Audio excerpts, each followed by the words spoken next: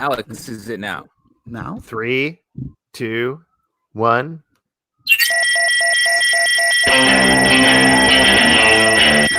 There it is. What's up, everybody? Welcome to Comic Book Club. I'm Alex. I'm Justin. I'm Pete. And this is, I would say it's fair to say, a slightly different episode of Comic Book Club because of everything that's going on in the world now. Crazy time for all of us. Yeah, absolutely. So we talked about this a little bit. I wanted to talk about this up front. We usually have a guest on the show. We're not going to have a guest on the show today. We were going to have a guest named Neil Clyde. He's going to delay until later in the month. We felt like with everything going on, with everything that's happening online and off in the real world, that it wouldn't be fair to pull a guest on the show and have them be like, hey, plug your stuff. That's cool. Yeah. Just have a fun time plugging your stuff.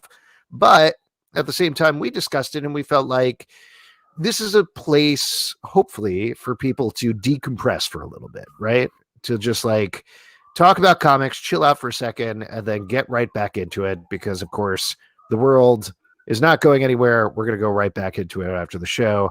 But as is, for right now, we could just chat comics for a little bit. Does that sound good, guys? Yeah, I think it's a good idea. I mean, comics, for me growing up and for a lot of us, I think are what we did to get away from problems, issues that stress us out, that are dominating our thoughts.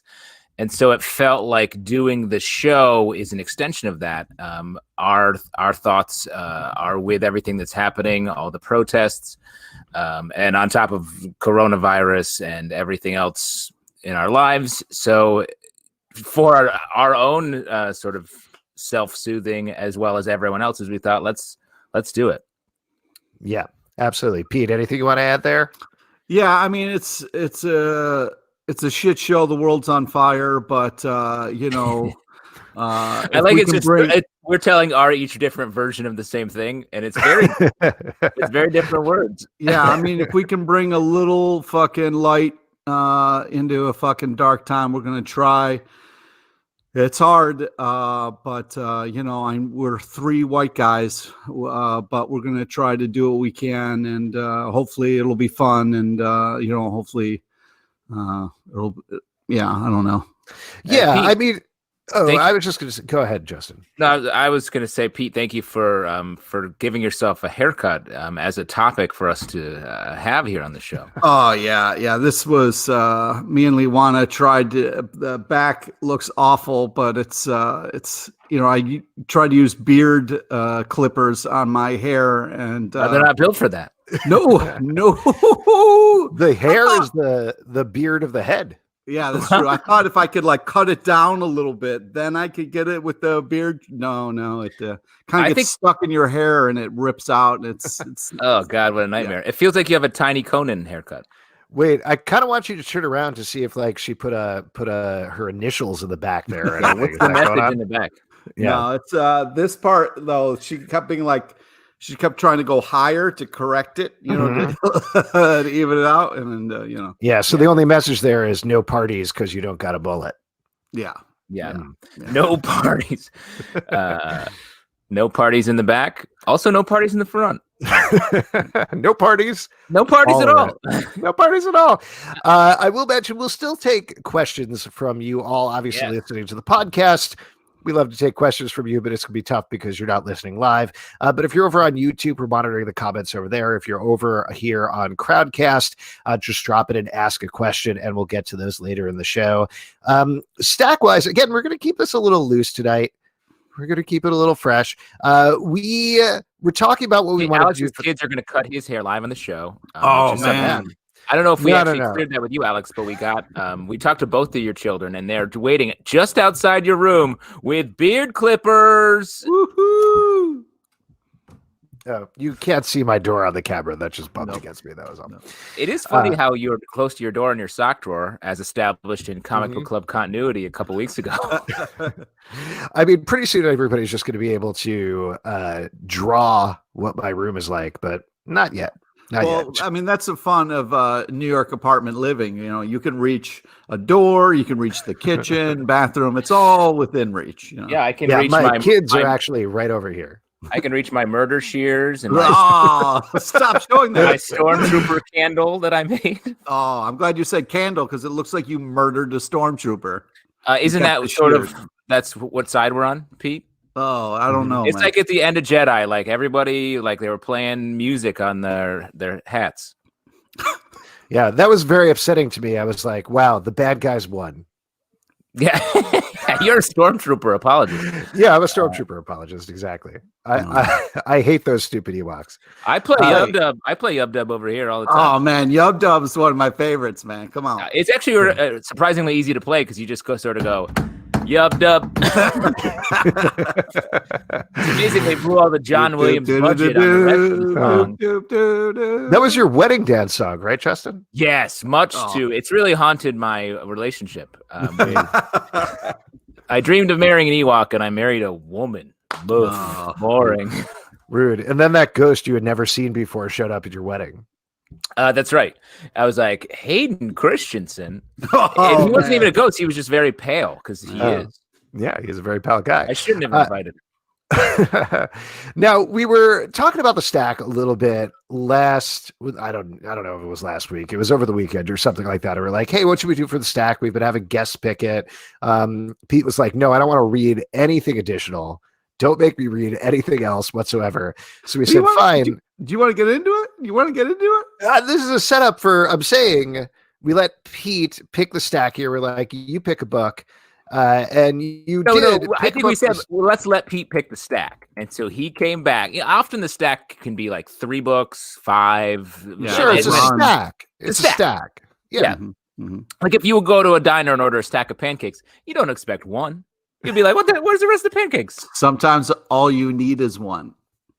It's still not a stack though, but you did pick one comic book for the stack, Yeah. which is Incredible Hulk number 140, which is very interesting to me because isn't it like 141 where Wolverine is introduced or something like that? Yes, but this is where Hulk falls in love.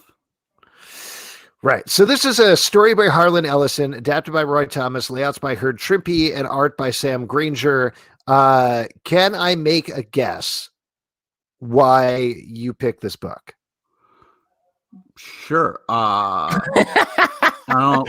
Why are you so worried? Yeah, I don't know. But I would like to say though that one of my kind of like favorite, I would say like top 5 favorite Comic-Con moments was meeting Herb Trimpe in Artist Alley and talking to him about this book and talking to him about drawing the Hulk and how much I love the Hulk as a kid and and he talked about drawing Hulk and Wolverine and we really kind of like geeked out together for like 20 minutes.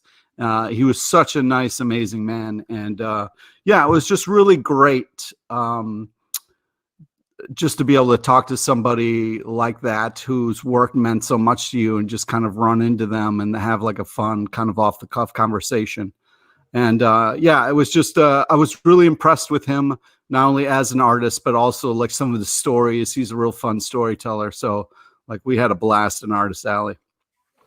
So this book, this finds the Hulk going to the microverse, romancing Jarella, getting married, sort of gaining his humanity is the wrong word, but he gets Bruce Banner's intelligence, the Hulk's body. It's the Bruce Banner brain. Yeah, Very eloquent. Yeah, so he's able to talk. But the reason I think you like this book is because the bad guy is named Cyclops. Ah, Cyclops. Right, Cyclops. Yeah. Yeah. But is that where it started, Pete? It's a different character. Yeah. Well, that's funny that you bring that up because rereading it, I was like, oh, this is hilarious. Cyclops still a dick, even though a completely different character. Kudos to Marvel for keeping that going throughout all the years. Anyone close to a name Cyclops, they're like, well, he's got to be an asshole. So I'm glad that they have stuck with that over the years. You know, it's nice to see that. If you were to rank Cyclops versus Cyclops, which character do you like better? And let's keep in mind, Cyclops here is a big, sort of robot-y yellow. So it looks like a bit of like a bumblebee with a weird face. Yeah, it's kind of like it's got one giant kind of eye. But I would say because Cyclops ruined Hulk's shot at love, I'm gonna have to say that makes me like Cyclops a little bit better, even though he kind of like stepped on Wolverine a little bit. This is how we get you back on the right side of X-Men history, Pete. I'm going to slowly introduce worse Cyclops, and then we're just going to boost up my man Cyclops into the stratosphere. Well, when you say things like my man Cyclops, it knocked it back down again. I mean, I got to say, actually, Pete, your hatred of Cyclops has propelled me to liking him more. Only because growing up, I was like, this guy's like sort of square. He's not super fun. But only over the years has our battle really made me have to take on the role of a Cyclops fan. Oh, wow. You're making me into a monster. Other than that, though, other than the Herb Trimpe thing, though, I don't think you've explicitly said what you actually liked about the book. Like, why did you pick this book in particular, Pete? Well, this got me back into comics hardcore. I was in college when I found this book. I was kind of going through a tough time, and to cheer myself up, raided my roommate's comic book collection unbeknownst to him. And I stole this comic. And to this day, I still have it, and I'll never give it back to him. Oh, okay. So this is not that you liked it. This is a confession of a crime. Right. No. The Unseen Vegan Dream burnt down to my senior home twice. So I'm going to take his comic book. Wait, what? Hold on a second. There's so many words that don't make sense. His name is the Unseen Vegan Dream. Yeah, that was his nickname, the Unseen Vegan Dream. Nickname, okay. Check. Answers question number 1. Great. Question number 2, he burned down your apartment twice? Yeah, our house. We called it the crack house, but it was where we lived senior year. I gotta admit, with the name Crack House, there's probably a different reason it got burned down twice. Don't let the name fool you. It was just a fun name. Let me ask you though, it burned down and then was it rebuilt, or did you move into another house, or how? No. So the first time it caught fire, the Vegan Dream put in like toast in the oven and then left for work. And so then the fire department showed up at our house. I was not there. Both times I was not there. I was very happy. So it was just the kitchen that was kind of burnt to a crisp. So the landlord rebuilt the kitchen, and we convinced him to still let us live there because it was an accident. It was. But then after the second time I was leaving to go to nationals for the volleyball team that I was on in college. Oh my God, what is this? What is this story? I literally said to him, I said, okay, I'm going to be gone for a week. Whatever you do, don't burn the house down. And I remember I was walking up the street and I saw my mattress on the side of the road and it was burnt. And I was like, this motherfucker. How did it start the second time? And don't worry, I'm going to circle back with volleyball questions. Okay, great. So he liked passing out in the tub with all the water, like still in the, yeah, sure. I've never seen that before. So I would sometimes come in late at night drunk, and I would find him passed out in the tub, and he would just be like, add more hot water, and then pass back out. That is so I would very odd to wake up and be like, I'm good here. Just warm up the old bathing juice here. Right? Wait, would you do it? So you were basically his bath boy? Oh, stop that. You did warm up his water for him?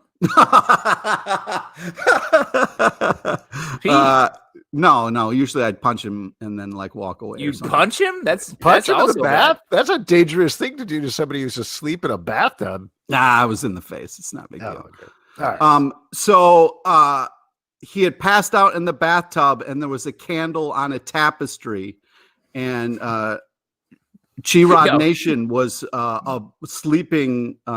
He was on the hockey team. He slept above that. My room was directly above his, and then his was next to mine. But he woke up to a room full of smoke and got out just in time.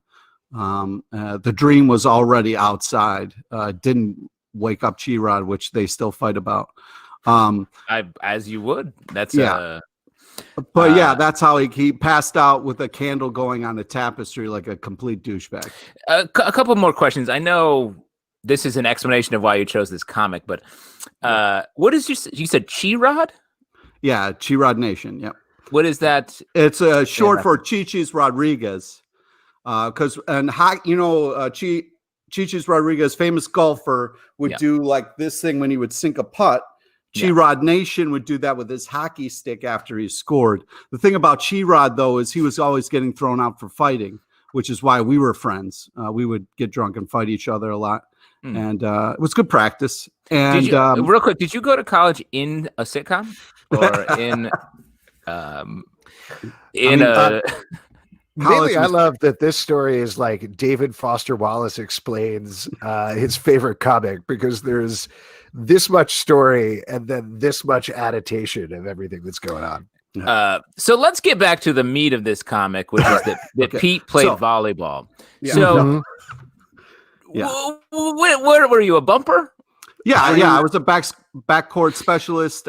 Basically, I would serve and then play all three spots in the back rotation, and then I would get subbed out, and the tall person would come in for me and play the front three spots, and then I would rotate in for them because tall people aren't coordinated enough to serve or be able to dig a spike. Wow. So you hate tall people once again. Oh, with a passion.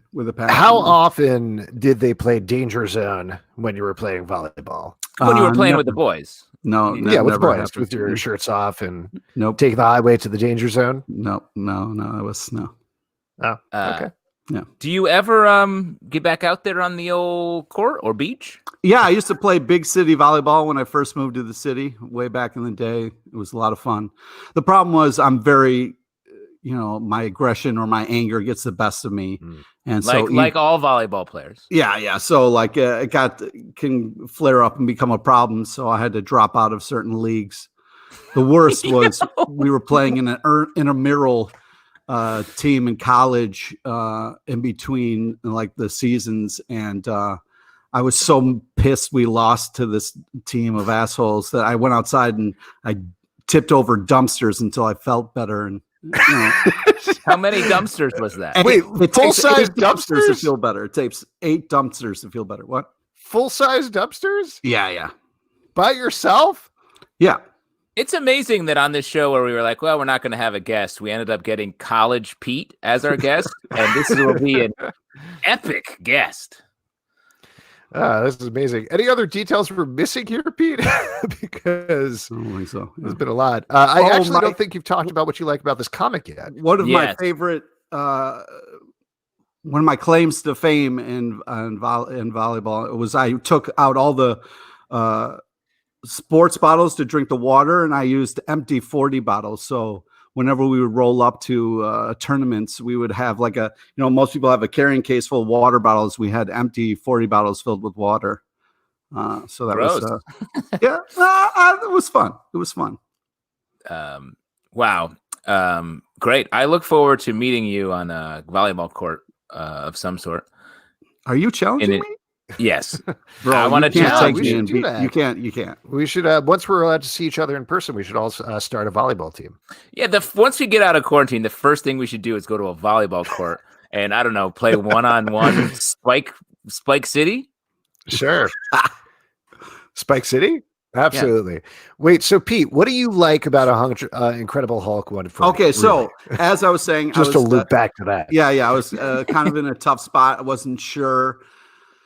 I had just been through kind of a big breakup and was feeling kind of depressed. And here's Hulk, who constantly is thrown into these unbelievable circumstances and things that happen to him.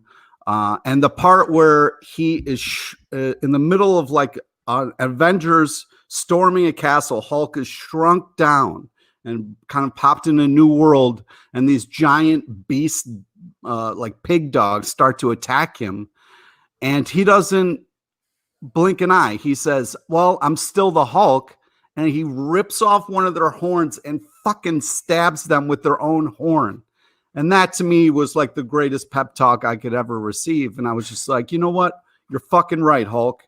I'm going to pick myself up and fucking not give up and keep plugging away at this shit. And so that's why it's my favorite comic. That's crazy. I thought that, I mean, I'm glad you took that away from the book. I thought the thing that you were maybe going to take away from the book was that it's this epic romance with Jarella in the microverse. Well, that's the second love. He's finally happy. Oh, that's the second thing. Yeah, that's the second thing because I was first thing is the pig dog getting stabbed. Yeah, but gives like, you confidence. Once you like, stab a pig dog, you're feeling pretty confident about yourself. And which one of your friends was named Pig Dog? Real quick, sorry. I'm sure Pig Dog, Pig Dog Island or whatever the nickname was. I have plenty of friends with crazy nicknames. Such prolific nicknames. What are our nicknames? I guess Zalbs and Sizz. Yeah, JT Sizz and the Zalbs, but not as. I guess you used to be a little more creative with your names. Yeah, I used to. It would be part of because when I was growing up, having a learning disability, it was hard for me to remember things, so I'd always have to come up with fun little nicknames. So you nicknamed everything. Yeah, so I nicknamed everything. And my best friend, one of my best friends since the second grade, his nickname was Lil Dog. So that's close to a Pig Dog, but not really. Little Pig Dog. What do you think about this book, Justin? I thought it was great. I mean, this is it reminded me of a comic that you talk about, Alex, a Hulk book where he goes into sort of not the microverse, but sort of a different dimension. The Crossroads, that yes. One, yeah. But yeah, I mean, it's perfect, like escapist comic where Hulk. The microverse is always something in the Marvel universe. I'm like, how does this work exactly? It gets so small that there's like there's a bunch of weird stuff there, which I think is very cool. But this reminded me of sort of a slightly similar story without volleyball in it and no fires. When I was in high school, I was working at a Burger King, also having a tough time. Oh, wait. Burger King? Oh, yeah. I crushed the Burger King drive-thru for a year and a half in high school. Oh, that's right, because you would work the mic, and that was your kind of like first time. Yeah. Exactly. That was the original podcast, was the Burger King drive-thru. Just me slinging Otis Spunkenmeyer cookies. Oh, and, dude. Obviously, flame-broiled burgers. Wow.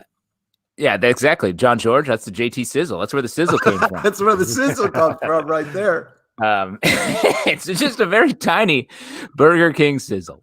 Because I'll tell you what, those burgers cook very quickly on a conveyor belt. I know all the secrets. But anyway, I picked up Starman Annual #1, and it's the Prince Gavin story. And there's such a great romance in that story. And I read it on my break at work and was just like, you ate it? I ate it. I read it on my break at work, and it just like, I was like, oh, this is we'll all get through this small little heartbreak and move on. So I took that away from this book as well. The chance for Hulk to find love. The title is great. Of the story. Great. I also thought it was the ending. I thought was very cool. I thought you would mention that he has this great romance, this great world where he's like a leader. He has his intelligence and strength, and it all ends up on his pants. Yeah. Yep. The little piece of dust that he had microverse into is on his pants. Yeah. So he sort of carries it with him. Yeah, so far. Yeah, he kind of carries it with him. But it's like, yeah, I mean, the fact that like he could find love like that in such a crazy world, and it happened, and he found love in a lonely place. Yeah, and he also didn't fight it. He wasn't like, who are you? I don't, they touched hands and that was it. And he went all in, man. She was like, I'm going to marry you right now. And he was like, yeah, that sounds great. Reading this book, I don't know that I knew about this issue, but I don't think I ever read this issue. I mean, first of all, like you were talking about, the beginning and the end are very Harlan Ellison. I assume those are mostly the parts that they adapted when they're talking about adapting it. The idea of like just ending up in this microverse and fighting large beasts, and then at the end sort of zooming out. So you have the zoom in and then the zoom out, bookending the book. But it also struck me that clearly, and I think in the best way, Greg Pak was clearly pulling on this for Planet Hulk and essentially taking the storyline and blowing it out to a much bigger proportion versus the one issue that it was. And seeing that, I think he did a really nice job of like picking and choosing what he wanted from this story to make a bigger Hulk story about it. It's also interesting, you brought up the Crossroads stuff, that there's also a lot of the stuff that they're doing right now in Hulk, that the Hulk, who is ostensibly just me angry, me smash, can be used for so many different modes of story is so fascinating. And I feel like that was sort of for me anyway, the first time I was like, oh, there's so much more potential for these characters. Once they just get out of their sort of base premise. Like, I feel like Spider-Man was so often just like doing Spider-Man things, but the Hulk was able to be like, oh no, now you're going into the microverse and doing all these weird things. I was like, oh, storytelling doesn't have to just be the one thing. Once you do that and start there, you can be anything. And that was learning that from these books was great. Yeah. Also, it's just fun to kind of like go back, especially to the older comics, for the ads, like the Arnold Schwarzenegger like muscle ad, the like, do you want to be we can send you drafting tools so you can get a job as a drafter. It's like, oh my god, this is hysterical. Are you going to apply, do you think? Oh yeah, definitely, no doubt. Yeah. Someone picks up the phone and says, we've been waiting for you. We got a couple of other suggestions here in the comments that I'll just mention. Jay Sinison says, entire era of Hulk was so good from 120 to the end of the Lynn Weed run. Hulk 182 is my favorite single issue story. Mike Beneke says the anatomy lesson from Swamp Thing was closest to his Pete experience. Joe Crack mentions so sensational She-Hulk 50 is my favorite Hulk story. Good stuff. I think like Hulk is one of those things that there's just so many variations of. Again, it's fun to read through. For other stuff in the stack, just to kind of jump forward, we talked about this. We put up a thread on at Comic Book Live on our Twitter account today of some books involving prominent African-American creators. And I thought it might be good to kind of chat through that a little bit. Obviously, we are three white guys. Again, just to emphasize that, we're very well aware, talking through. We don't have a black creator on the show, but we didn't want to have anybody come on and feel like in the middle of everything that go on, they have the extra added pressure of having to do a live show versus us who could like care less, What? Don't say shit like that. Who just like throw this shit off or whatever, know what I'm talking about? Fuck you, man. How do we want to talk through this though? Should I mention some of the titles so we could talk about them each briefly? Yeah, I think so. I mean, we've read most of these books ourselves, so and I mean, like I clarified on Twitter, this is by no means a comprehensive list, but a lot of what today was about, if you haven't been online, you probably didn't know about this, but a lot of it was co-opted and twisted a little bit to be like confusing day on social media. Confusing day on social media. Or everyone. And life. But ultimately what ended up being in the most positive sense is, hey, share stuff from African-American creators, amplify other voices. So that's what we're going to try to do here a little bit. And again, if you have stuff you want to add in the comments, either on YouTube or Crowdcast, let us know. We'd be happy to chat about stuff. First one, Nat Turner by Kyle Baker, Pete's old smoking buddy from San Diego Comic-Con. That's when I ditched you guys to go smoke weed. You didn't ditch us very hard. We saw you in the lobby area wearing Kyle's hat. This book is so good. I mean, obviously it's based in history. Kyle Baker was, I think, might have my continuity wrong, but he lives up to his name, by the way. Wait, what do you mean? What does that mean? We got baked together. Me and Kyle Baker. Okay. All right. Got it. He didn't think that was funny either, but I thought it was hysterical. I feel like he was mostly known for Plastic Man at this point, which was also excellent. You should totally check that out. But Nat Turner is absolutely wonderful. biography, comic biography. Next one, this is one we've been talking about a bit on the stack, Bitter Root by David F. Walker, Chuck Brown, and Sanford Green. Pete, you want to talk about this one? You love this book. Yeah, so this is just great because it's Bitter Root. It's rooted in a lot of history, a lot of great characters, but Sanford Green, kind of like an amazing artist who does really amazing takes on characters, and his Power Man and Iron Fist is one of my favorite runs, and he just does it's a create your own project that's like, it's got history lessons, it's got original characters, it's really unbelievably powerful, very creative, fun story, great characters. It's just it's a blast, and it also deals with a lot of powerful stuff and tackles a lot of issues, and it's just it's a great book. Josh in the comments says, I love Bitterroot, and the back matter is fantastic, and agree completely. Like, it really does feel like this book is sort of the putting just so much information and mixing this history with the fantasy elements of the premise. It's great. Yeah. Next one, this is actually some folks that we've had on the show a couple of times to talk about this book, so go back if you haven't listened to it. We've had them on the live show for podcasts. Black by Kwanzaa Osa Jeffo, Jamal Eigel, Robin Riggs, Tim Smith III, and Derwin Robinson. So this is set in a world where only Black people have superpowers, and it's exactly goes as hard into it as the title would imply. And I really think this is a book also that has only gotten better as it's gone along, as they've dived into the premise. It's very smart and very fun.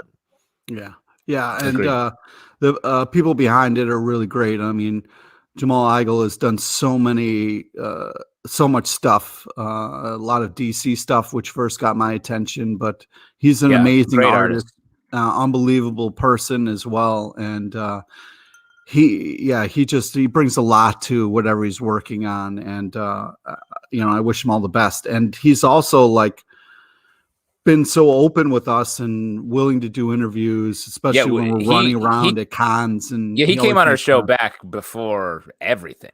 He was like, I'll talk to you guys. Yeah, so that's great. And we'll get into another title. I think I put this at the end, but Molly Danger is another title from Jamal Eigel. That's an all ages title. If you're looking for a fun all ages superhero book about a young girl who becomes a superhero, Molly Danger is one to check out. Next one, we've also talked about this on the stack quite a bit, but Excellence from Image Comics by Brandon Thomas, Kari Randolph, and Emilio Lopez. This is basically Black people have magic, and they sort of secretly help out the people in the world or impede them in different ways. But the way that the book is laid out is so smart and fascinating. The world, the idea of the world, and the specifics of the world gets slowly laid out across the board. It's one of those these books that it's sometimes hard to find these days, where the world and the premise are so well developed and fleshed out across everything. It's such a good world to dip into, really well made, and you get to follow. The story goes in places that you wouldn't expect right out of the gate. It's really good. Yeah, definitely check that out. Also, I'll mention a couple of people here in the comics are mentioning Far Sector, which we're going to be talking about on our Stack podcast tomorrow, the new issue. But that's awesome. A Green Lantern title that actually is a sci-fi story, but delves into emotional bits, feels completely fresh and original. So good. Definitely check that out. So smart. I hope that it feels like every time we talk about this book, everybody is like, Far Sector is one of my favorite comics that I'm reading right now. Yeah. And it is wild just how much love there is for it. I hope it can become a more central Green Lantern story, or we can have this world become more part of the DC universe, because it's just so well done in the or issue. Just stop doing Green Lantern, just do Far Sector, because well, I think there's room for both. But the issue that came out today is excellent. We'll talk about it more. Very good. Black Panther by Ta-Nehisi Coates and Brian Stelfreeze. I mean, obviously, he has redefined Black Panther completely in such a big way. And talk about taking risks, like after the first run of books, and then jumped into this like wildly different story set in space. It's just really epic comic storytelling that Ta-Nehisi Coates is doing. I was really impressed when he came on board for Black Panther and like tied in so many things before he began his story arc. Just what a nice kind of smart homage to do before he puts his own stamp on something. He wasn't like, okay, I'm going to do this. This is what I want to do. He really kind of like acknowledged everything that kind of came before him and then began, which was pretty amazing. I mean, he's a fan first. He's a huge comic book fan and was like, went for this after he was already like wildly famous and wildly successful. So like that's the love is there. Yeah. Next one up, March by John Lewis, Andrew Aiden, and Nate Powell. We've had Nate Powell on the show to talk about this, I believe. And this is great. I mean, this is a autobiography of John Lewis in comic book form, and it's wonderful. Yeah. Good trouble, as he says. Yeah. There you go. Next one up, we'd be remiss not to mention this. And this is actually, I think, I want to say the 27th anniversary yesterday. Static Shock by Dwayne McDuffie, Robert L. Washington III, and John Paul Leon. Pete, I feel like you were probably a Static Shock fan back in the day. Am I wrong about that? Oh, yeah, definitely. And, someone mentioned in the comments there that anything Dwayne McDuffie does, just really great. I'm on board. But, yeah, it's just one of those things where, like, great way to kind of get a new character into the world and kind of have staying power. And it's nice to see that Static Shock is, still around. And like, it's one of those stories that's like a Spider-Man story where like you're really pulling for this young kid. And it's just great to kind of follow him and see how he kind of goes through life and how he kind of tackles things and puts his own stamp on stuff. And it's fucking fantastic. It's so hard to have a character break through, and the fact that to get an animated series and people are sharing clips of that today. Like it's so hard to do that. And man, Dwayne McDuffie was such a just legend for so long. Next one up, Bingo Love by T. Franklin, Jen St. Ange, Joy San, and Genevieve FT. This is a great queer romance book. It's very fun. It's very sweet. It's smartly written. And it's one of those things that like built really well, which I don't think you see much now. There's focus on the big two, there's focus on the indie publishers, but you don't see something like Bingo Love that like people just pass along and they say, hey, you got to read this, you got to read this, you got to read this. And again, it's very cute, it's very sweet. If you're looking for something that is more on the side of romance comic, I think it's a good one to check out. Romance, Pete, your eyes just lit right up. Oh, there's nothing like a cute romance comic. Yeah. On the opposite end of romance comic, The Wilds by Vita Ayala and Emily Pearson. This is one we talked about way back, and this book is, in fact, wild, just like with creatures and monsters and everything. Vita Ayala has been like on crushing fire. It. Yeah, she talk about someone who's emerged in the last year. Like she's everywhere right now. Yeah. But this is one of their first books, I believe, and it's definitely worth checking out. Also to mention, probably should have mentioned this at the beginning, but all of these books, I believe, are on Comixology or Amazon. Sorry, there's some love fest going on in the comments right now. Very gross. I'm a little distracted. Yeah, hey Pete, why don't you tell your barber to lay off on the love fest? She already branded the back of your head. Come on, man. This is another one, Farmhand by Rob Gilroy. You probably know him best as the artist of Chew, but he broke out to his own book called Farmhand, and it is about basically they farm organs and limbs for people that are missing them, but obviously it's much more nefarious than that. But it's great. Like it's very dark, but it's very fun. It's exactly what you'd expect from a spin-off from the artist of Chew. And I think. I think we just talked about this on last week's stack? Yeah, if I'm correct. Yeah, very good. And the last one, this is actually a mention on Twitter. Enrique de Castello said Nighthawk by David F. Walker, Ramon Lopez, and Tamara Bonvillan. Pete, deep talk cut about that. You seem excited. Well, yeah, I mean, that's it's kind of like a old school image book. And I really, if I'm thinking of the right one. No, you're not. Oh. No, this is Nighthawk. This is the oh my gosh, spin-off of the new, what were they called? Supreme Power, not Squadron Oh, Supreme. yes. Okay. So, but it was him, like they recast it. Nighthawk in the old Squadron Supreme was white. Nighthawk in Supreme Power was black on the street. He was basically the Black Batman. And David F. Walker's book leaned into that very hard. So particularly if you're looking for something that deals with police violence right now, I think that's potentially a good one to check out. Yeah. So there you go. Those are a couple of recommendations. Again, not a complete list. We realize we are far from the experts on this, but these are stuff we've talked about on the show and certainly really enjoyed. And it's a good place to start. If you like any of that stuff, go buy other things for those creators. Yeah, especially the creator-owned books. Go Yeah. out and grab those right now. Yeah, there you go. All right. And I think that's it for the stack. It is time to move on to audience questions. Again, on YouTube, drop us some questions in the comments. We'll get to those. See a bunch of them already piling up over here on Crowdcast, so I'm starting to go through this stuff. This is from Mike Beneke. What is the latest, greatest Star Wars Doctor Who thing I can get my wife for our anniversary? Loaded question. Oh, boy. Gosh, I don't know. Lego set.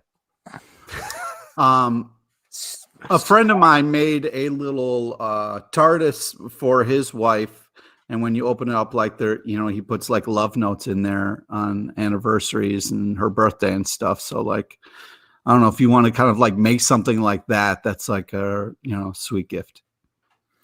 That's sweet. This is, I don't know if they make them anymore, but one of my favorite things, which is super dorky, but that we have from Think Geek, which doesn't exist anymore. But we got matching towels, and one of them is a silhouette of Leia pointing this way, and it says, I love you. And the other one is Han pointing this way, and it says, I know on it. I've seen those towels. I've wiped my hands on those towels. Oh, I'm glad you said hands. Yeah, what? I don't know what you're doing there. Yeah, there you go. A couple of people suggesting a cameo from a Star Wars Doctor Who person. You could definitely do that. I also think like go to Etsy and buy something from an independent creator. There's always cute, fun stuff over there. Or, Legos. Legos big get. A buddy of mine had got the parts and assembled a lightsaber using the original sort of things that George Lucas had envisioned. Like it's a lot of random like photo equipment, and the art director from A New Hope like got all this random stuff and built it. And he was like, "This is your lightsaber." He's like, "Cool." And there are kits you can buy that sort of collect all those things, and you can put it together on your own. That sounds awesome. Let's move over to YouTube for a question. This is from Nelson Martinez. Have you guys watched season 1 of Batwoman? How'd you like it? And who would you like to play Batwoman in season 2? So this actually gets into a little bit of breaking news that just happened right before the show. There was a casting call that was circulating earlier today that seemed pretty weird because it seemed like they were looking into a new Batwoman. So I reached out about it, and in fact, I can confirm that they're not bringing Kate Kane back at all for season 2 of Batwoman. It's going to be an entirely new, entirely different character. The name, at least that they're using on the casting call, is Ryan Wilder, who's described as a female, mid to late 20s, any ethnicity. Ryan Wilder is about to become Batwoman. She's likable, messy, a little goofy and untamed. She's also nothing like Kate Kane, the woman who wore the batsuit before her, which is a little shots fired at the end there. Yeah, I mean, this is kind of crazy news. What do you think about this, Pete, Justin? Well, when when I saw it on Slack and when I was talking to you before we started taping about it, I think that like, all right, if you have a character that is no longer going to, instead of doing the old like television, hey, this is, it's just like before, but it's completely different. We're not going to dress the same person. That's not a good idea. So I feel like going in a different direction and, giving us a different take on Batwoman could be cool and unique and different. And so I'm hoping that this new person kills it and kind of takes it in a different direction. I know it's against the kind of comic books, and the Batwoman comic is just, I mean, when that really got momentum and started blowing up, it was unbelievable. And so part of me is like, oh, that sucks, but they're in a new position, so why not lean into it and try a new character, and hopefully they can bring something to the role that would be great. It feels like they might be going for a Batgirl character here, or even a Stephanie Brown type character, which I think, like, if you're gonna pivot and pivoting this hard, like, it could be cool. Like, I didn't watch the first season of Batwoman, so I know that, like, I don't want to say anything bad about what has come before, but they lost their lead. They felt like replacing it sort of harmed the show enough that they were like, well, I don't know if we can come back from this in the same way we want to. So to pivot hard and just start over with a new direction, like, that's at least exciting. It's at least a choice that most shows wouldn't have made, and a risk like that, if they can pull it off, that's huge. I enjoyed season 1. Because of this move, I'm definitely going to tune in to season 2 to see how it starts and see how they do and what they do. So it'll be interesting. Yeah, I also liked season 9 quite a bit. I think they did a really good job of just driving home the metaphor of Kate being gay the entire time through the lens of superheroics. I liked Ruby Rose. I think she probably did a better job with Kane than she did with Batwoman. She clearly seemed uncomfortable with the stunts for reported obvious reasons of, like, she got hurt very badly several times. The thing that is weird to me about it, that a lot of fans have pointed out already, is even beyond the comic nature of Kate Kane as Batwoman, because as we know, legacy is the part of the Bat characters, legacy is the part of comic books, so it's not unprecedented for somebody else to take on the mantle, is that the storyline is so tied to Kate Kane as a character, it's weird to extricate her from that you have the main relationship of the show is Kate Kane and Alice, right? Who's the Joker character, who is her sister. That is the backbone of the show. So you remove that, you'll remove a lot of the show. Plus you have Mary, who is her stepsister. Same sort of thing. There's the relationship there. Also her trying to live up to the legacy of her cousin, Bruce Wayne. Same sort of thing. Those are all big parts of the show that they just don't have anymore. But to the point you were making, Justin, I think they probably made a call of, like, we bring in an actress as Kate Kane, everybody is going to say, how does this person compare to Ruby Rose? Right. You create a new character, it's a whole new show, it's a whole new ball game, and I enjoyed the first season enough that I'm trusting them to figure out a way to do it. If they don't, that's fine. I'm a little dubious of the whole thing, but we'll see how it pans out. Yeah. It is weird. It's wild to do that. Like that. What show has ever done that before? Where they're like, oh, we're going to make a massive change, but still call it the same thing. Yeah. I mean, I feel like other, like, procedural shows will do that all the time, but a superhero show with the title character, I don't know that I've ever heard about that before. So we'll see what happens. Maybe it'll crash and burn. Maybe that'll be fun to watch too. All right, let's move on to another question here on Crowdcast. Casual Hand Up Guy says, what is your favorite lame supervillain? I've read a lot of 70s Spidey, and I really like Big Wheel and the Hypno Hustler. Also, you can't choose Kite Man. That's true. Good call. He's not lame anymore. He's cool. Yeah, he's cool. Yeah, he really did pull that off. I mean, Kite Man has really ascended, especially with the Harley Quinn animated series, like, killing it, just absolutely killing it. So it's you can't say, you can still, as Kevin pointed out, Lady Stiltman. Stiltman was one of my favorite lame ones, just because he's tall, which makes me be like, oh, you're definitely a villain. Too tall. He's getting taller. That's got to be your real archenemy. Got to give it up for Condiment King that Joe Crack suggests. Very good. Off the top of my head, though, Porcupine, who was, I believe, a Spider-Man villain, and then he came back in Spider-Woman recently as her sort of romantic interest, sort of sidekick, and then romantic interest, and that was such a great story. Got to give it up for him. Lame villain. This is another Spider-Man villain, but White Rabbit, I have never gotten in any way. Like, I don't know what her deal is. She's kind of Alice in Wonderland, but they always feel like they pull back from it because that's Mad Hatter's whole deal. So I feel like she bails on her thing every book she's in. She's like, I don't know. I'm out of here. Yeah, that's the thing. I'm sure somebody could write a great story with her, but Joe Crack is saying, I just got her figure. Yeah, she's just a lady that does crimes. Exactly. That's accurate. Yes. But much like the Royal Flush Gang, I feel like that's a character that is often put in just so the hero can beat them and move on to the rest of the story. Like the Royal Flush Gang is the ultimate version of like, let's beat these people up so we can get to an emotional story that is totally different. I feel like Wrecking Crew most of the time is exactly like that too. And that's such a bummer to me because I actually like the Wrecking Crew and there's been good Wrecking Crew stories, but they're always like, they're just fighting people at the beginning of the story.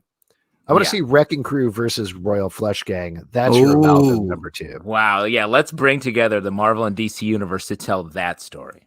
Yeah. Got a couple of questions here over on YouTube. I'll go through. What are you guys drinking tonight? How about the next time the partners make mystery drinks? Not quite sure what that means, but we have our others make our cocktails for the evening. Oh, our partners, not like us, our real life partners. Oh, he thought we were real life partners. Yeah, we are our real life partners. Exactly. What are you guys drinking tonight? I'm not drinking tonight. I'm just going with a little Wegmans seltzer water. That haircut is intoxicating enough, I think we can say. I had a Boulevardier, but I've already finished it. Nice. I'm having a Merman NY IPA. Love the Merman. Look at you. While we're talking about you there, can we talk about your velour tracksuit that you got? Oh, sure. This was actually stripe. This was a gift from my wife. She months ago apparently ordered me a Marvel 80th anniversary loot crate, and there's a bunch of fun stuff in there. There's a Wolverine jelly glass that has like an X at the bottom. There's a couple of pins and other things. Glass? What does that mean? That's like a collectible thing. Yeah, I could go get it, but I feel like it didn't come with any jelly. You keep jelly in glasses? Like, no. This is a collectible thing, Pete. Back in the day, they used to, because we had these growing up. They were like Tom and Jerry jelly glasses, and they would but they would sell jelly jam in these glasses that had characters on them, and people. So you probably know them well because they used drinking like a drinking glass. It's like the old Star Wars, like on the side of a glass. Yeah, exactly. It's like they used to give away at Burger King, right, Justin? Yeah, Burger King, Pizza Hut. Exactly. I love you, Pete. It's like a regular glass. I feel like you're really upset about it. I just pictured Zelbin drinking jelly out of a glass, and it freaked me out. Yeah. But I do have it's this tracksuit jacket, which is super comfortable, and I've never had one of these, and I would never get one for myself. But it's got like. Nice. Marvel 80. Oh, that's very cool. Yeah, flex in there, a little flexing. And so now you're a DJ? You guys want to hear my sick beats? Yes, please. Your mixtape. You're probably more of a SoundCloud DJ though, right? Yeah, check out my tracks. I'm gonna do a couple of viral. Come on, dude. You gotta do it old school, man. Wheels of Steel. Come on, bro. Yeah, get out on the street. Rock that Park Slope lifestyle. Tracksuit, baby. Do you got the matching pants or is it just the jacket?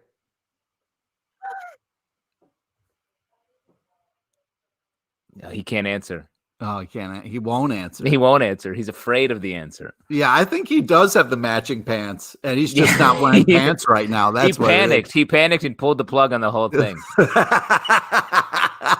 He's like, I can't face myself.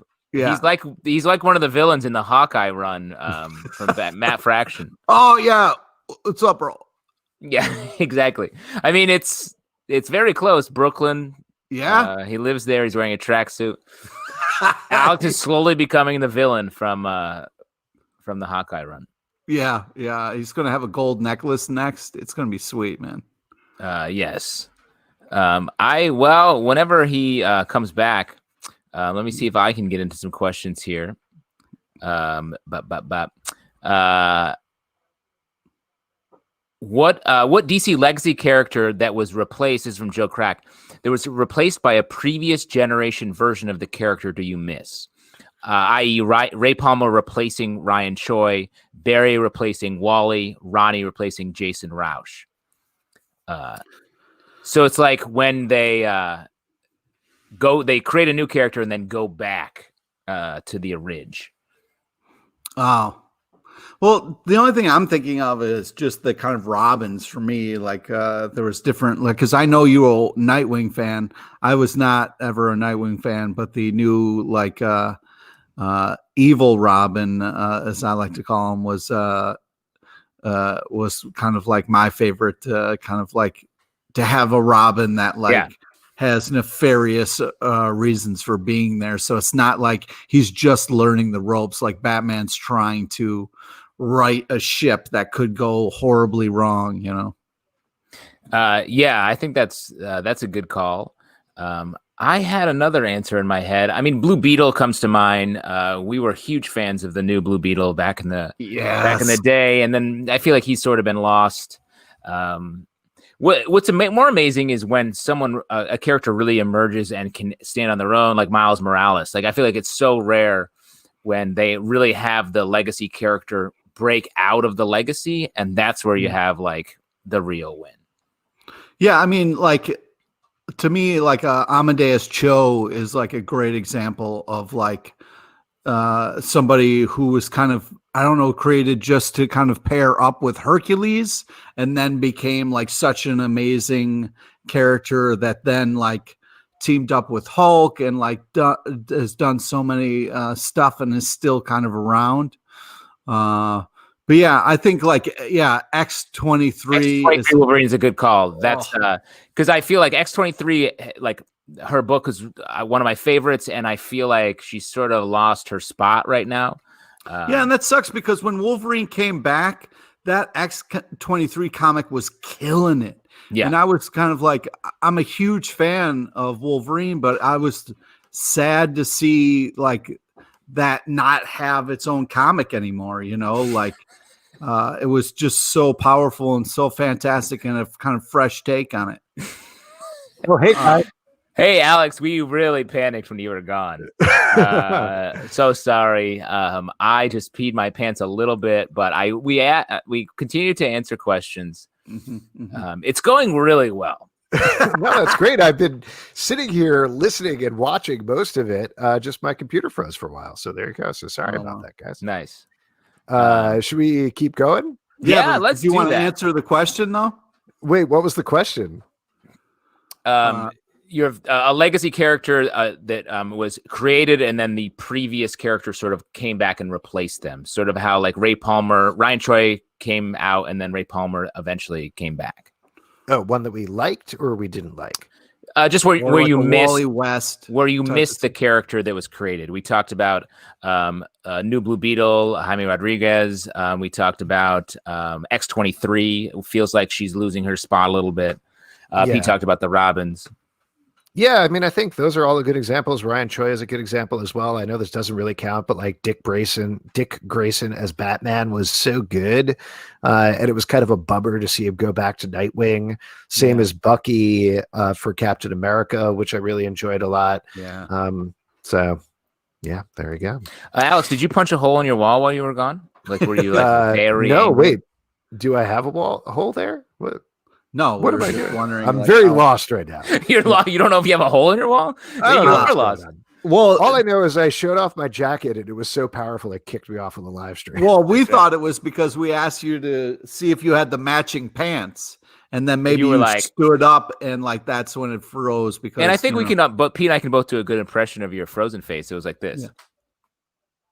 Yeah. Oh no, that's not good. It was That's very bad good. News. I gotta say, Pete, right. That was good. We nailed it. Yeah. Joe Crack says, given the opportunity for the comic book industry to finally get rid of having to use Diamond, why do you think so many ended up supporting Diamond through this all? I don't know. Loyalty, I think. Like, people are not gonna it's still a massive revenue stream, so they're not going to naturally just get rid of it. And even beyond loyalty, I think normalcy. I feel like sort of what we're all chasing really hard right now is a return to as much of the pre-COVID world as we can.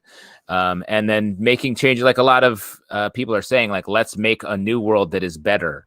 Yeah, that's where it's at right there. That's where it's at. And Fuck it feels that like old shit. It feels like Diamond is maybe not that, but it may be that chasing the normalcy that people are craving right now.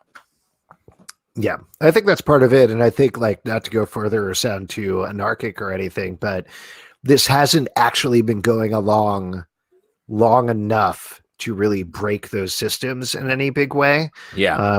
If it goes on for longer, if bigger things happen as they are happening, potentially, but we're not quite there yet. Whoa, okay. Well, no, we're not. Like, I mean, we've had, just if you want to just talk about the microcosm of the comic book industry, everybody's like, okay, 2 months, good. Now we're back. Now we're releasing comics again. So things are, with some changes, pretty much back to normal. But if this continues for another 2 months, that's going to be a different ballgame. If it continues for 6 months, that's going to be a different ballgame beyond that. So we'll see what happens. Sorry, guys. My roommate's cat's actually paying attention to me, and I can't stop. So man, this show is crazy. Yeah. All right, here we go. Wait, is that Luana says, "Oh, stop"? Is she actually down there? Is that what's going on? Are you petting? You're petting Luana? No, I'm not petting Luana. Oh, okay. All right, great. Kevin says, what's a title you didn't like or just didn't get into when you were young, but now love? Bonus if you now love includes all the old stuff as well as the new. Ooh, good question. A title that you didn't love that now you do love. Trying to think of not loving a comic. I don't think I've ever not loved a comic. What about Batman and Superman versus werewolves and vampires? Oh, now that I'm older, I like that. Yeah. Let me throw out Thor. I was never a huge Thor fan. First coming up, it felt so obtuse. And I've definitely gotten back into all of that, all the old stuff, all the new stuff. Yeah, it's weird. Like there's some things like I think about like how I've gotten older and tastes have changed, but like didn't like Green Lantern as a kid, still don't like Green Lantern. You know, like there are certain things where I'm like, nah, fuck that. What has changed for you? What's anything that your taste has changed, Pete? Asparagus. Hated it. Now I love it. Wow. What That's a big great. Boy. We got ourselves a grown-up big boy. This guy's really earned some ice cream because he finished his asparagus tonight, and that's a big boy we have right here. A couple of quick things here over on YouTube. Jay Phonomancer says, have you guys watched Legion? And if so, what did you make of it? The answer to that is sure did. We got a whole podcast called Inside Legion you could check out, and it's awesome. You can check out about 40 hours of us talking about it if you want. It's truly one of our favorite shows of all the podcasts we've done. It's right up there at the top of, at least for me, I'll speak for myself, like shows that we've done that I've loved. Just so creative. Every episode just really grabs you and doesn't let go. You don't know what you're going to get when you sit down to watch a Legion episode, and they always deliver. It's really fascinating, and the casting is bananas. Yeah, like Pete, if you had to pick a person in the cast that you I don't know, liked, what do you think? Who would it be? Oh geez, I don't know. I mean, so many great casting choices, Aubrey Plaza, motherfucker. There's another revelation in the comments. Pete, you don't like mayonnaise. Yeah, I hate mayo. You're crazy. What about a nice mayo asparagus? No. What about an aioli? What sucks is Luana's pointing out that there are things that I eat that I didn't realize, like some things that had mayo in it. Like you hate mayonnaise, but you love tartar sauce. You're like, I love this tartar sauce. No, I don't like tartar sauce, but like macaroni and cheese, mac salad type of thing. That's like potato salad. Yeah, it's Brett Macris pointed out like we were doing corn on the cob on the grill, and there are mayo in there for stuff. So it's She's also shouting sandwiches with mayo on them. So let me ask you this: What don't you like mayo on? Just like straight out of the jar on a spoon? And we should also mention for those listening to the podcast, Pete is actually eating mayo right now, straight out of the jar. No, that is gross. You will never see me using a spoon ever do that. He's got like a milk mustache of mayonnaise. It's disgusting. He says he hates oh my God. Stuff. Now he's just taking eggs and oil and putting them directly in his mouth and making his own mayonnaise. He's just shaking his head. He's shaking his head like he's making Coca-Cola and Pop Rocks in his mouth. A couple of other quick things here over on YouTube. Jace the Archer mentions, per the casting discussion for earlier about Batwoman, that Spartacus did that because the previous actor, of course, passed away, unfortunately. This is true. So they did have a big change in the lead. They obviously dealt with it a little differently. He was sick for a while. They did a prequel season. Then he passed away. So they ended up recasting the part. But yeah, very sad. A slightly different situation, but I guess precedented in some ways. Yeah. Lou on YouTube asks, what are some good fantasy comics to check out? I'm a dungeon master for a D&D game, and I've been looking for some inspiration. I love Thor and Saga. That's good stuff. I mean, what was that? Die. Yes. Comic. We love that. Oh, the comic. Okay. Yeah. Not just die. I mean, not to be a just on repeat, but Birthright, a comic, great fantasy comic that feels like right in that world, that you could easily pull some stuff from. What else? Other good fantasy. You held it together when we were interviewing him, by the way. Like, I thought you would just kind of like drool all over him. We interviewed the creator Joshua Williamson last week on the show, and I will say I felt like I talked a lot. Yeah. I just wanted him to give us a tour of his like room that he was in. Holy shit, those comics. He sort of did. He kept being like, "Oh yeah, I know it's here." Right here. All these things. Yeah. I loved it. Yeah. Yeah. Maybe also like Gru might be fun. I mean, if you're looking for something more comedy fantasy, I love those books back in the day, so that might be enjoyable. Saga, obviously. Sort of a weird pull, but there was a limited series called Weird World that Jason Aaron did. If you like Thor, Marvel did a couple of years ago. I think it was part of a crossover. Check that out. That's cool and fun and very like fantastical elements just being mixed together. A Jason Aaron guy, man. Whew. So good. Good stuff. Here we go. This is from Ben, the Border Collie. Pete, did you get into improv because everyone assumed your recounting of lived events was also improv? Yo, that's a spot on comment. Because I got to say, that story you told about college, I was like, this is a made up improv scene. Yeah, I got into improv because my acting teacher was like, you have so much fun in the warm-up exercises and then don't seem to bring that joy to your role. And I was saying that like, yeah, it's the same all the time and people are rewarded for just regurging stuff. And it feels a little not fresh, when you're doing the same thing every night. So yeah, she really steered me into the improv world, which I was very happy to get that. Same acting teacher as Philip Seymour Hoffman. Wow. It'd be nice to drop that right. Okay, there. Pete bringing out the classically trained flex. I gotta say, with all of our talk about our acting training over the years, we should mount a play. The three of us. We should find a good 3-person play and really put it up. Wow. I'll tell you what, last week we talked about doing a dramatic reading of our first recorded podcast, and I went back and listened to it a little bit, and it was not great. So that's what I thought. I'll keep sifting through and see if I can find one that might be fun for us to read at some point. What do you mean by not great? Like it's like too fun, too funny? No, I think it took us a little bit to kind of get rolling, I think. Well, I mean, this was just more like it wasn't a great show. That's all. We started putting up the podcast in 2011, so that was a while into the run of our show.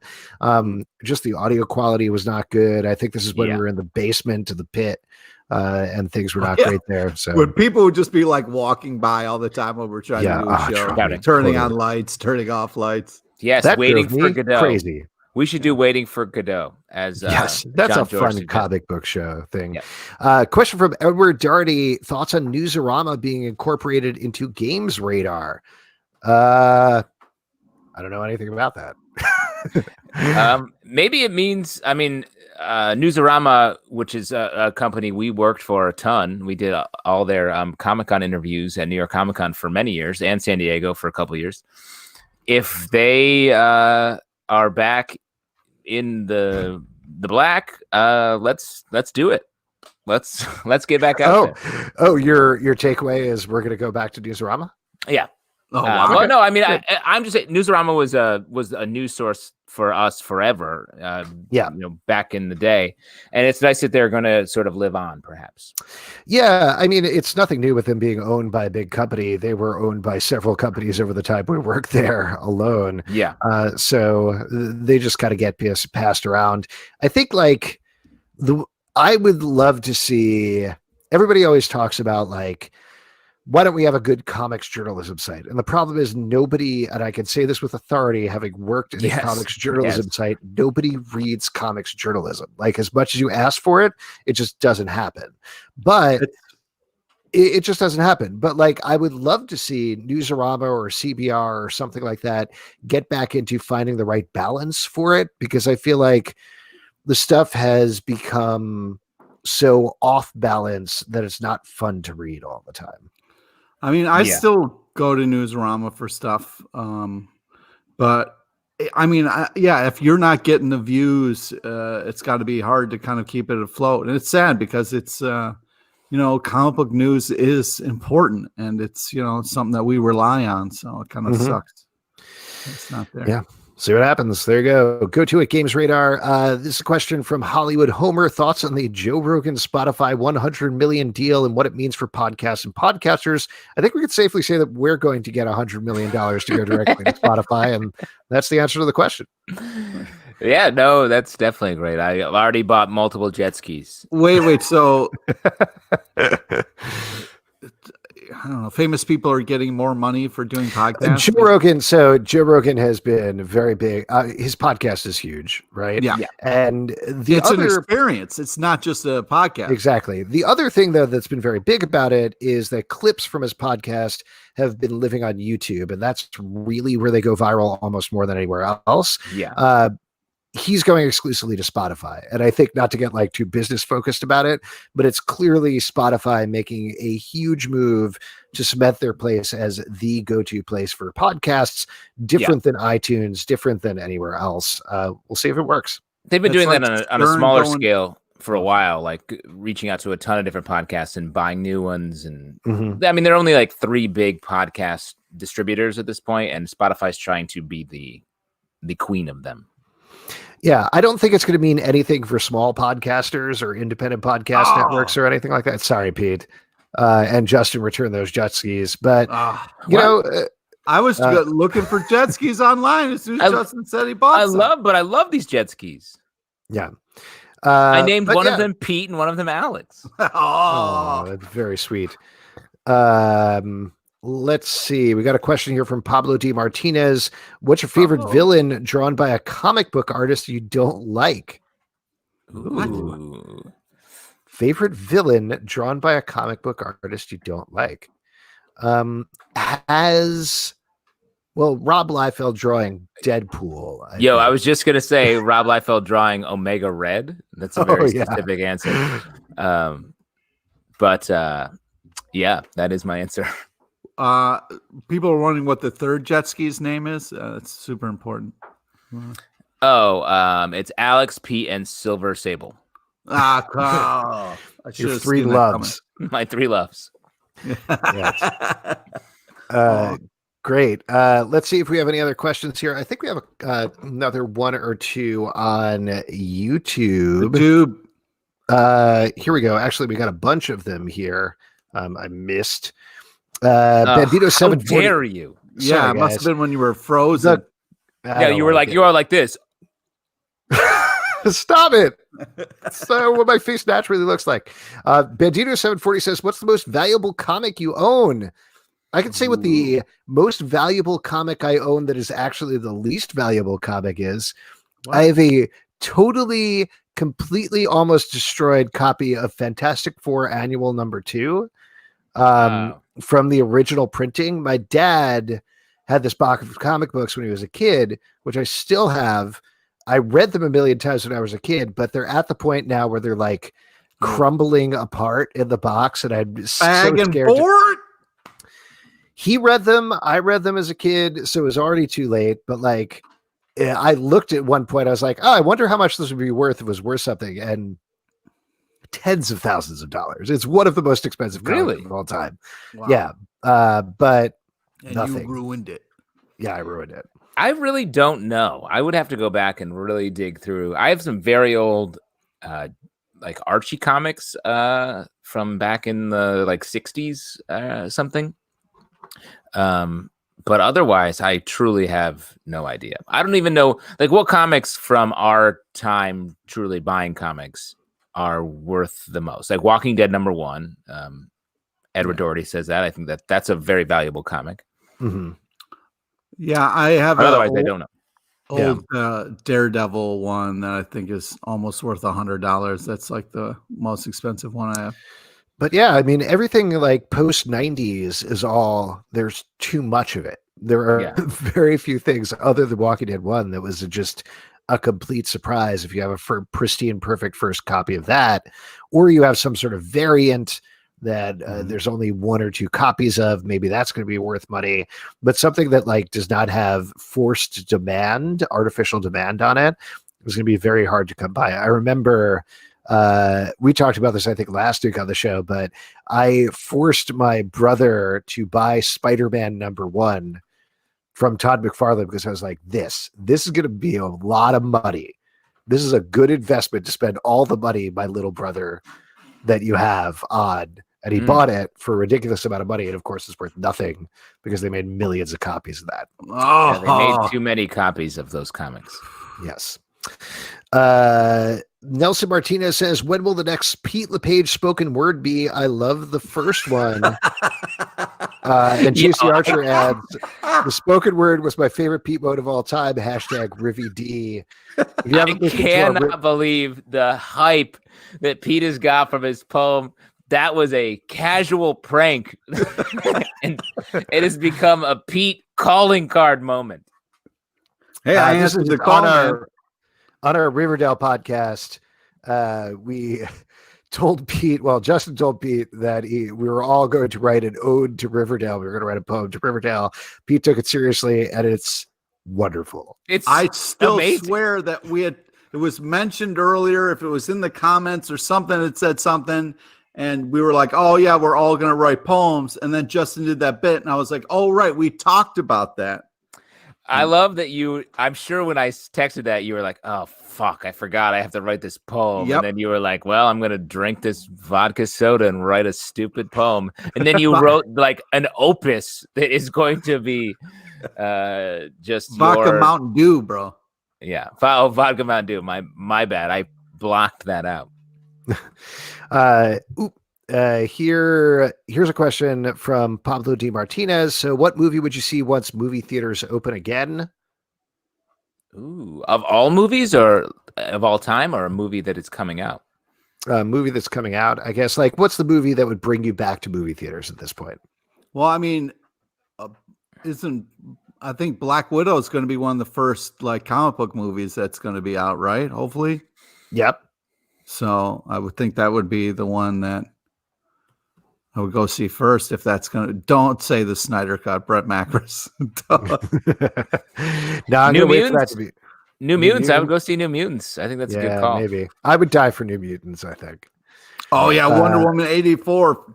Definitely going to do that. This is from Srushti. How about a podcast called The World's Angriest Pod in the World, where possible topics could include Frankencastle, Barchi, Cyclops comics? I don't know if you're seeing a pattern emerging. I think that's this podcast. Yeah, we already do that podcast. It's called This Podcast. Yeah, we already kind of do that. And then over here on YouTube, Bandito740 said, I heard CBC is moving the podcast to Quibi for a case of craft beer and a cheesesteak. Honestly, I don't think they can afford that at this point. Wow. And Jay Pickett123 says, is there a comic book series we might be surprised to learn you haven't read? I think that's a good question to end on. Yeah, we've done this question before. Yes. I'll just say Swamp Thing. I've never read Swamp Thing. That's mine answer Woof. as well. Alan Moore Swamp Thing specifically. Alan Moore Swamp Thing, yeah. This answer is perhaps apropos for the near future. I have not read The Boys from the beginning. So that would be a good one that I should read. Yes, I think we could probably mention, because we are doing a Boys podcast, Boys Recap podcast, preparing for season 2 that we're going to start rolling out soon. So Justin, way to tie that in with the plug. Yeah.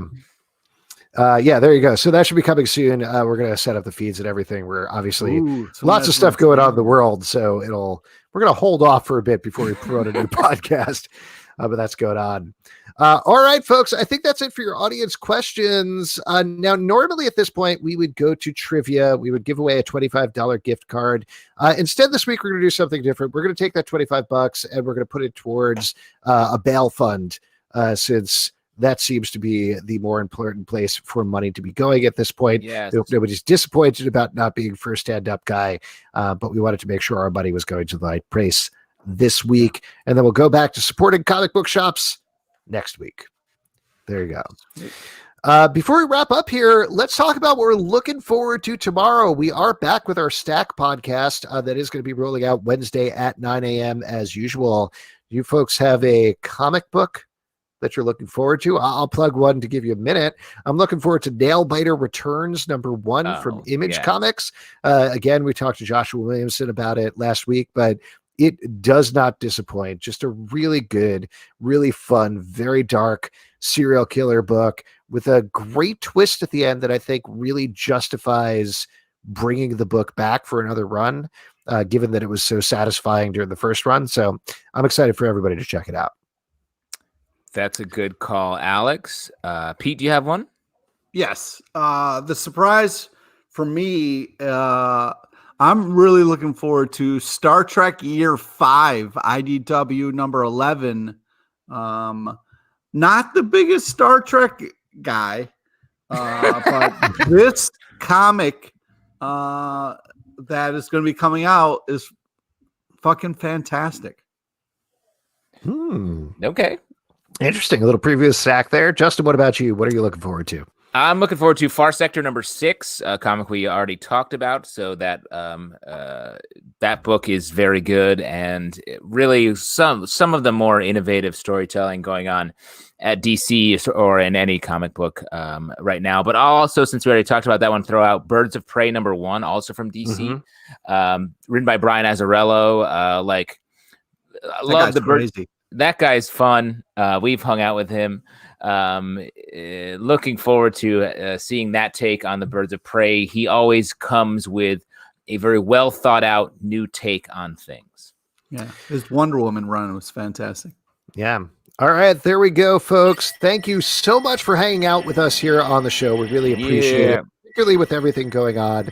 I hope you all are staying safe out there. A couple of things to plug on our end, patreon.com/comic book club if you want to support this show and other shows we do.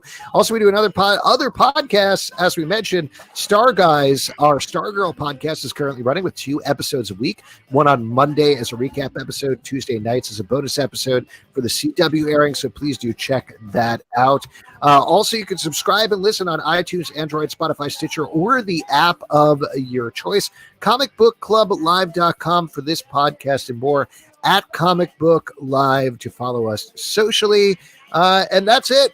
We'll see you next week. We'll have some great guests next week. I forgot to mark down who they are, but I know they're amazing. So hopefully we'll see how normal things are next week, but we should be rolling as normal next week. And again, thank you for hanging out. You all are awesome. You're awesome. Stay safe out there. Be smart. Get out there. We'll see you soon. They sit on crack bed couches and they let the secrets leak. And occasionally they let that special guest speak. So grab